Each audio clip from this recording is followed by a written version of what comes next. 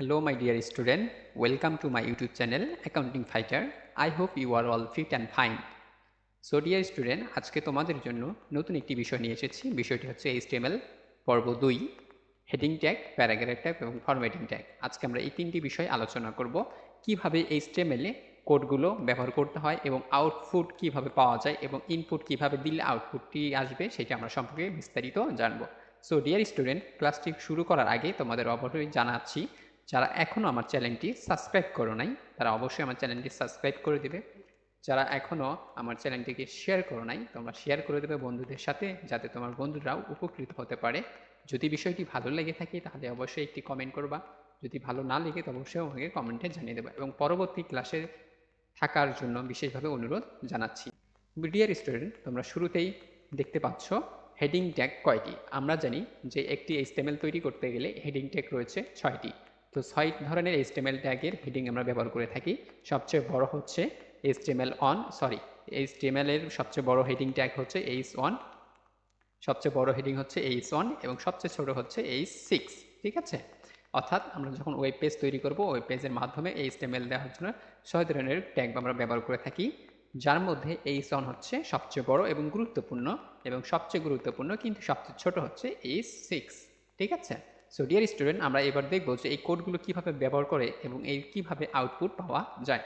So আমরা দেখতে পাচ্ছি আমাদের হচ্ছে H1 থেকে H6 পর্যন্ত, আমরা দেখতে পাচ্ছি H1 থেকে H6 পর্যন্ত এটা হচ্ছে আমাদের হেডিং ট্যাগ। মনে রাখবো সবাই, হেডিং ট্যাগ আমাদের কয় ধরনের রয়েছে?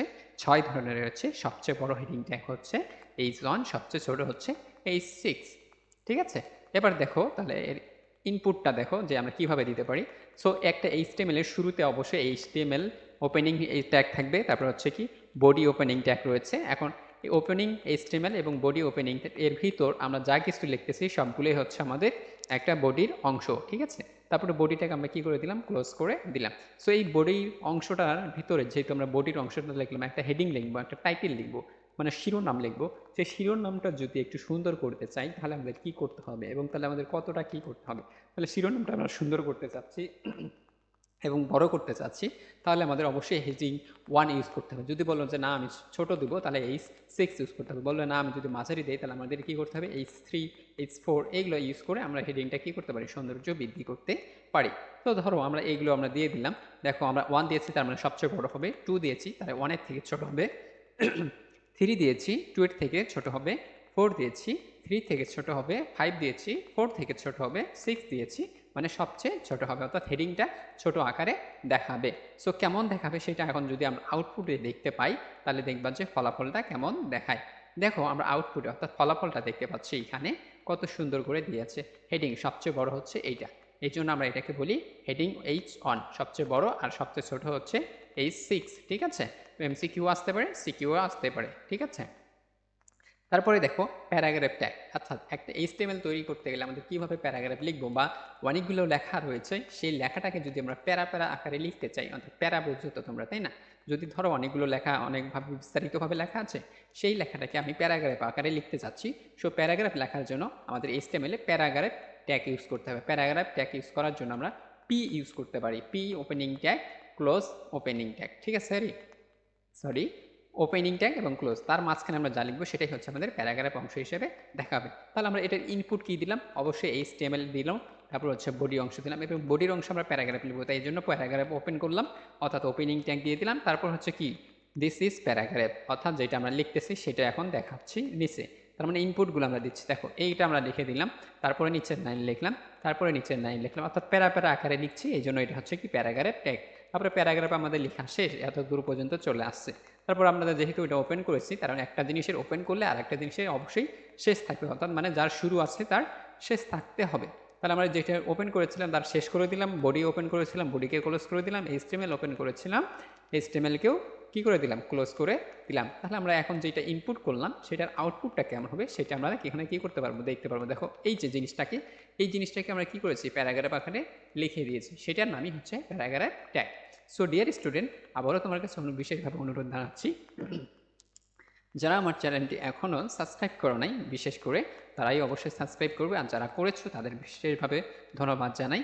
আর তোমরা বন্ধুদের সাথে বিষয়টি শেয়ার করো, যদি ভালো লাগে অবশ্যই কমেন্টে জানিয়ে দেবে। এবং দেখো তাহলে হচ্ছে কি লাইন ব্রেক। লাইন ব্রেকটা আসলে কি? ধরো এইচটিএমএল আমি কোনো কিছুর লাইন ব্রেক করতে চাচ্ছি, মানে হচ্ছে অনেকগুলো লেখা আছে, ধরো এই যে লেখাটা রয়েছে এটাকে আমি ব্রেক করে আকারে লিখতে চাচ্ছি, মানে আমি ভেঙে লিখতে চাচ্ছি, সেটাকেই আমরা বলবো লাইন ব্রেক। তাহলে লাইন ব্রেক করার জন্য এইচটিএমএল ট্যাগ ব্যবহার করা হয় বিআর। কি ব্যবহার করা হয়? বিআর। ঠিক আছে, এটা বলতে পারো স্যার এটার বিআর এর ওপেন আছে কিন্তু ক্লোজ তো নাই, তার মানে এটা হচ্ছে এমটি ট্যাগ। যার এমটি অর্থাৎ যার শুরু আছে কিন্তু শেষ নেই সেটাকে বলা হয় এমটি ট্যাগ। ঠিক আছে, যা শুরু আছে কিন্তু শেষ নেই তাকে আমরা একটি এমটি ট্যাগ বলি, অর্থাৎ এটি একটি ট্যাগ যার অর্থাৎ ক্লোজিং বা ট্যাগ নেই, নিচে কোডের মাধ্যমে সেটি দেখা যায়। ঠিক আছে, এবার আমরা সেই কোডটা দেখব। দেখো এইচটিএমএল শুরু করেছি, এইচটিএমএল দিয়েছি, বডি শুরু করেছি, বডি দিয়েছি। এখন প্যারাগ্রাফ যেহেতু আমরা এটা লিখলাম, তাহলে দিস ইজ প্যারাগ্রাফ। এখন কথা হচ্ছে আমি দিস প্যারাগ্রাফ লিখলাম, এটার পর লেখার পর প্যারাগ্রাফটা আমরা একসাথে লেখার কথা ছিল, কিন্তু আমি এখানে একসাথে লিখতে চাচ্ছি না, ওই কথাটাকে অর্থাৎ প্যারাগ্রাফ কথাটাকে আমি ভেঙে দিতে চাচ্ছি। তাহলে ভেঙে দেওয়ার জন্য আমরা বিআর ইউজ করলাম, বিআর ইউজ করে বিআর করে দিলাম, তারপরে আবার বিআর করে দিলাম। যেহেতু এটা ক্লোজ না, কি করা নাই, ক্লোজিং ট্যাগ নেই, সুতরাং বিআর এর শুধু ওপেন আছে, ক্লোজিং ট্যাগ নেই। আবার বিআরকে উইথ লাইন ব্রেক করে দিলাম, তারপরে প্যারাগ্রাফ আমরা কি করে দিলাম, ক্লোজ করে দিলাম, তারপরে বডি ক্লোজ করলাম, এইচটিএমএল ক্লোজ করলাম। তাহলে আমরা এইটা যদি ইনপুট দিই তাহলে আউটপুট পাবো হচ্ছে এইটা। আর পরীক্ষায় তোমাদের দুইভাবে প্রশ্ন হতে পারে, একটা ইনপুট দিবে তোমাকে আউটপুট দেখাইতে হবে, অথবা তোমাকে আউটপুট দেখানো আছে তোমাকে ইনপুট দেখাইতে হবে। ঠিক আছে, তার মানে এইটা দেওয়া যদি থাকে তাহলে তোমাকে এইটা দেখাইতে হবে, আর যদি এইটাই দেওয়া থাকে তাহলে তোমাকে এইটা দেখাইতে হবে।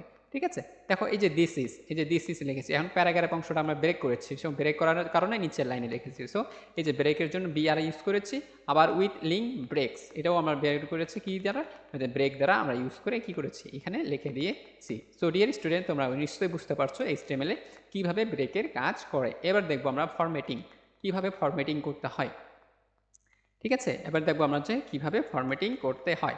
তো দেখো ফরম্যাটিং এই ট্যাগগুলো একটু মুখস্থ রাখতে হবে, কারণ এইচটিএমএল করতে গেলে মুখস্থ বিদ্যার একটু বেশি কাজ দরকার হয়ে পড়ে। কেননা এই ট্যাগগুলো যদি আমরা মুখস্থ না রাখি তাহলে আমরা বিভিন্ন ট্যাগগুলো কি করতে পারবো না, তৈরি করতে পারবো না, আর তৈরি না করতে পারলে আমরা বিভিন্ন আউটপুট পাবো না, আউটপুট না পেলে আমরা পরীক্ষায় মার্কও পাবো না, তাই না? সো এই জন্য আমাদের ফরম্যাটিং ট্যাগগুলোর ব্যবহার জানতে হবে।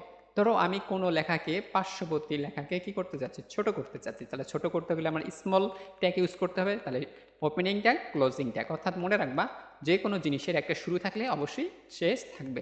তারপরে দেখো আমি লেখাটাকে বড় করতে চাচ্ছি, তাহলে আমরা বিগ ট্যাগ, বিগ মানে বড়, সো বড় করলাম, এবার বড় হয়ে গেল। এখন কথা হচ্ছে স্যার আমি লেখাটাকে একটু মোটা করতে চাই বা বোল্ড আকারে লিখতে চাই, তাহলে মোটা করার জন্য বা বোল্ড আকার করার জন্য আমরা বি ইউজ করে থাকি। যারা মাইক্রোসফট ওয়ার্ডে কাজ করো বা কম্পিউটারে কাজ করো তারা জানে যে কিভাবে লেখাকে বোল্ড অর্থাৎ মোটা করে লিখতে হয়। তাহলে বি দিলেই কন্ট্রোল প্লাস বি ইউজ করো, তাহলে সেটা হচ্ছে কি বোল্ড হয়ে যাবে, আমরা বা বি ইউজ করলে সেটাকে বোল্ড করতে পারবো। এখন কথা হচ্ছে স্ট্রং অর্থাৎ হাইলাইট করতে চাচ্ছি, যদি কোনো কিছু হাইলাইট করতে চাও, ঠিক আছে, যদি কোনো কিছু হাইলাইট করতে চাও তাহলে তোমাদের করতে হবে স্ট্রং ইউজ করতে হবে, যদি কোনো কিছু হাইলাইট করতে চাও তাহলে তোমাদের করতে হবে স্ট্রং ক্লিক করতে হবে। এখন কথা হচ্ছে স্যার লেখাগুলোকে তো সোজাসুজিই লিখলাম, সোজা যেমন আমি এখানে লিখেছি সোজাসুজি, তো লেখাগুলো দেখতে অতটা খুব সৌন্দর্য লাগছে না। যদি বলো স্যার আমি একটু বাঁকা পাকা লিখবো, দেখবা যে আমাদের ফ্রেন্ড সার্কেলের ভিতর অনেকেই সোজা লেখে, আবার অনেকে বাঁকা পাকা লেখে, অনেকে পেঁচানো লেখা লেখে। সো আমি বাঁকা লিখতে চাচ্ছি, সো বাঁকা লেখার জন্য আমাদের ইতালিক করতে হবে, আই দ্বারা সেটাকে আমরা প্রকাশ করে থাকি, আই দ্বারা আমরা সেটাকে কি করে থাকি, প্রকাশ করে থাকি। সো আই দ্বারা লেখাকে কি করতে হয়, বাঁকা করতে হয়। তারপরে দেখো টেক্সটকে ইতালিক বা বাঁকা এবং গুরুত্ব আরোপ করতে হবে, আমরা তো বাঁকা করলাম তাই না। এখন কথা হচ্ছে স্যার ওই লেখাটাকে আমি গুরুত্ব সহকারে দেখার জন্য কি করতে চাই, ইনপুট করতে চাই, তাহলে আউটপুট তো অবশ্যই আমরা পাবো, তাহলে আমাকে অবশ্যই ইএম ইউজ করতে হবে। এখন কথা হচ্ছে অনেক সময় আমরা লেখার নিচে দেখি যে আন্ডারলাইন দেওয়া রয়েছে, অথবা আমরা যেটাকে বলি শূন্যস্থান, তাই না, বা গ্যাপ ফিলিংস। সো শূন্যস্থান দেওয়ার সময় দেখবে যে নিচে ডট ডট ডট ডট দেওয়া রয়েছে, অথবা কোনো কিছু লেখা আছে তার নিচে এরকম ডট ডট দেওয়া রয়েছে, তাই না। আমি যেমন এই কোনো কিছু লেখাকে এই আন্ডারলাইন করলাম, এটাকেই বলা হয় আন্ডারলাইন। সো কোনো লেখা নিচে যদি আমরা এইভাবে আন্ডারলাইন করতে চাই তাহলে আন্ডারলাইন করার জন্য আমরা ইউ ইউজ করবো, কি ইউজ করবো, ইউ ইউজ করবো। যদি কোনো কিছু লেখার নিচে আন্ডারলাইন করতে চাই তাহলে আমরা ইউ ইউজ করব। আবার দেখো কোনো কিছু লিখলাম, এখন লেখার পরে সেই জিনিসটাকে আমার মোছার প্রয়োজন হতে পারে। সো যদি সেই ক্ষেত্রে আমার মোছার জিনিস প্রয়োজন পড়ে তখন আমরা কীভাবে মুছবো বা সেটাকে পরিষ্কার করবো, তখন সেটাকে আমরা ডিলেট ইউজ করব। এটা হচ্ছে ডিলেটের চিহ্ন, এটাকে আমরা কি ইউজ করব, ডিলেটের চিহ্ন আমরা এইভাবে ইউজ করব। ঠিক আছে, তারপরে দেখো টেক্সটকে কাটা বোঝাতে ব্যবহৃত হয়। অনেক ধরো এরকম আমি একটা কোনো কিছু লিখলাম, ধরো এই যে জিনিসটা লেখা রয়েছে, ঠিক আছে, এই জিনিসটাকে আমি কি করছি, এভাবে কেটে দিচ্ছি, অর্থাৎ আমরা পেন থ্রু করে দিলাম। ঠিক আছে, আমরা এভাবে কি করলাম, কেটে দিলাম। ঠিক আছে, মানে আমার ভুল হচ্ছে, তো ভুল হলে তো পেন্সিলের লেখা হলে আমরা কী করতে পারতাম, রাবার দিয়ে মিশাইতে পারতাম, বাট আমরা এখন রাবার দিয়ে মিশাইতে পারছি না। সো আমাদের কী করতে হয়, কেটে দিতে হয়, সেটাকে আমরা বলি এক টেনে কেটে দেওয়া। সো ওই জিনিসটাকে আমরা যদি কম্পিউটারের মাধ্যমে করতে চাই অথবা এইচটিএমএল এর মাধ্যমে প্রকাশ করতে চাই, তাহলে আমাকে কী করতে হবে, স্ট্রিক আকারে লিখতে হবে। সেটাকে কী করতে হবে, স্ট্রিক আকারে লিখতে হবে। তাহলে মনে রাখবা, টেক্সটকে কাটার জন্য স্ট্রিক ব্যবহার করতে হয়।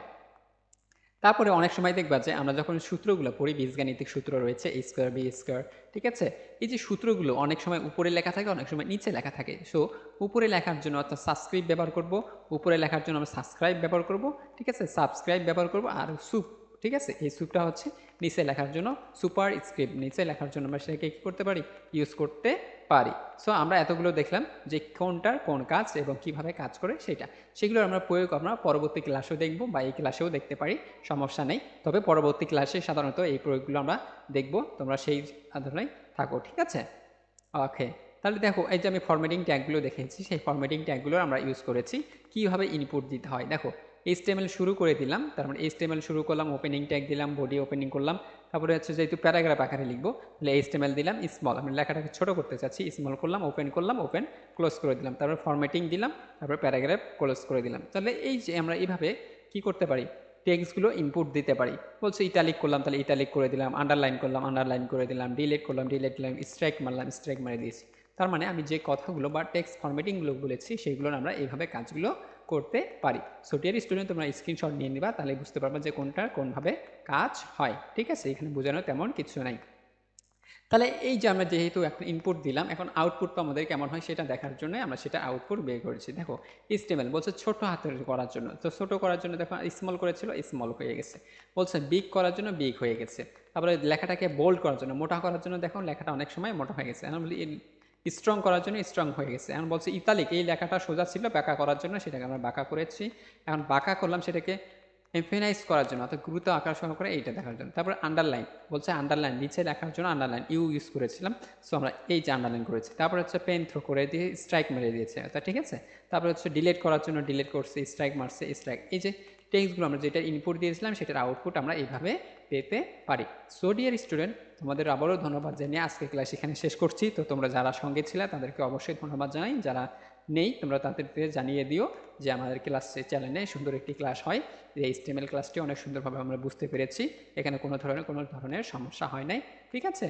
আর পরবর্তী ক্লাসে আমন্ত্রণ জানিয়ে এখানে শেষ করছি। ভালো থাকবা, সুস্থ থাকবা। নেক্সট ক্লাসে অবশ্যই দেখা হবে অন্য একটি বিষয় নিয়ে, HTML-এরই তৃতীয় পর্ব। তো ধন্যবাদ সকলকে।